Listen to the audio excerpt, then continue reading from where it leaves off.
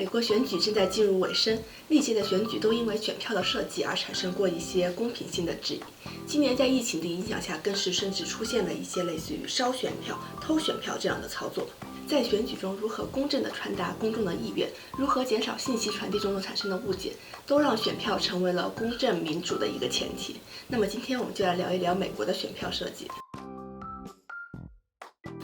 来自全球50个国家的将近20亿选民在去年，也就是2019年，通过民主投票来选举他们的领导人。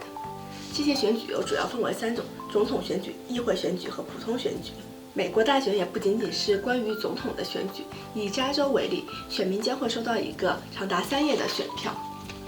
第1页还包括州议员、众议员、学区的理事主任以及各个水管区的主任。另外还有2页是10几条加州新拟定的法案，每一条法案都注明了他们可能的优缺点，选民可以选择是否支持。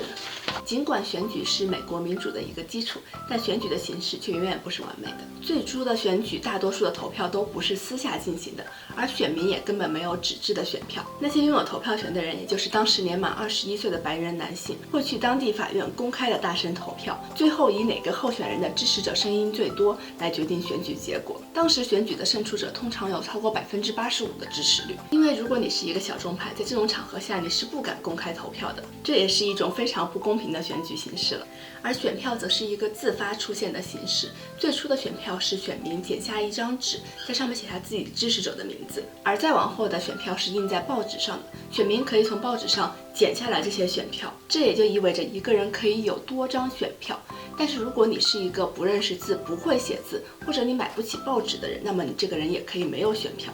而各个党派在看到这种选票之后，也纷纷开始印刷自己的选票，这些选票上都只有这些党派自己的信息。此后受到澳大利亚选票设计的影响，美国才渐渐出现官方政府印刷的选票，并在选票上附上选民的名字。此时选票设计才开始注重公平性的问题。除了纸质选票，美国在20世纪开发了一种杠杆投票机，形式呢比较类似于电闸，你可以选择按下总闸投下所有这个党派的支持者，也可以选择一个一个的搬动闸门来投下自己的选票。使用之后，拉开帘子就会进行计数，并且刷新上一个人的杠杆位置。到此为止，选票的统计都需要人工计数，也就是需要大量的人力和时间来完成统计。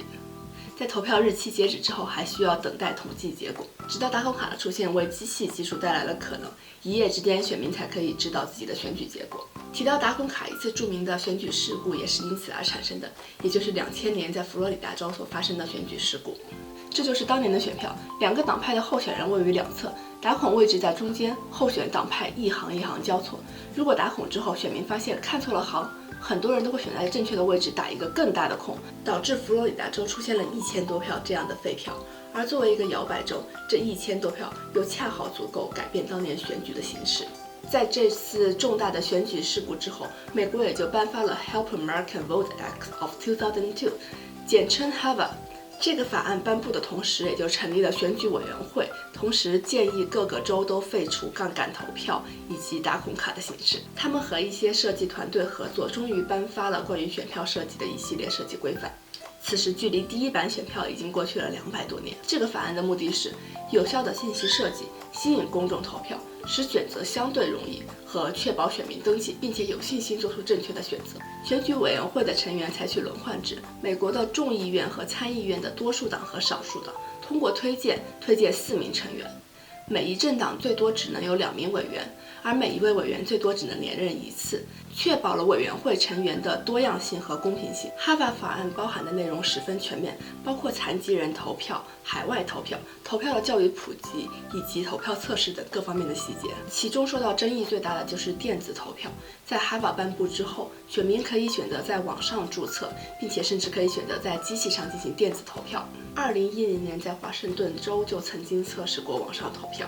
原本用来给海外选民投票的系统，在上线36小时之后就被密歇根大学入侵，并且在投票成功的界面播放校歌。因此，选民一方面会担心选举结果被海外的黑客影响，一方面也担心自己的个人隐私的泄露。让我们再来看看今年的选举吧。在推特上收集到大家的选票照片，并且和设计规范进行对比，发现这些设计规范明显并没有被遵守。比比如应该选择小写英文来方便阅读，一些选票仍然选择的是全部大写的形式。再比如说，应该避免一些有主观意味的图片，比如各个政党的标志，一些选票上仍然有印刷。在设计规范中没有规定过候选人的排序方式，于是当我对比了各个州不同地区的选票时，发现他们的确有不同的排序方式，而且并不是根据字母顺序排序。虽然我们假设投票人都是对候选者有一定的了解的，但对于摇摆州的选民以及不太确定自己意愿的选民，这个排序也会起到一定的影响作用。由于疫情的影响，选民可以选择去投票站投票或者邮寄投票。在密歇根、威斯康星和宾夕法尼亚3个州，今年是不允许提前统计票数的。由于投票统计会在选举日开始，于是今年的投票结果也就预计会有3天以上的延迟。而相对传统的当面投票，今年也有更多的人选择了邮寄投票。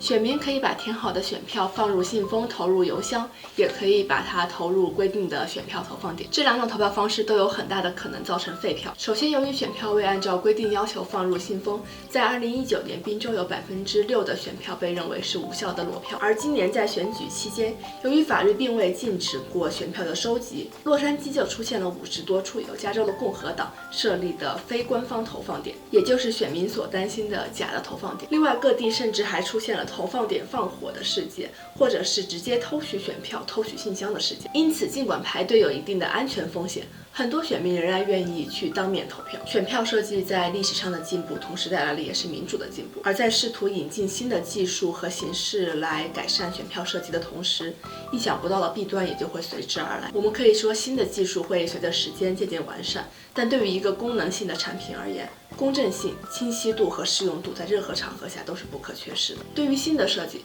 学习需要时间成本，而技术的黑盒子又往往不受到信任。那么选举将会永远不能联网吗？如果可以网上投票，你会选择这样吗？我是夏伟，我们下期再见。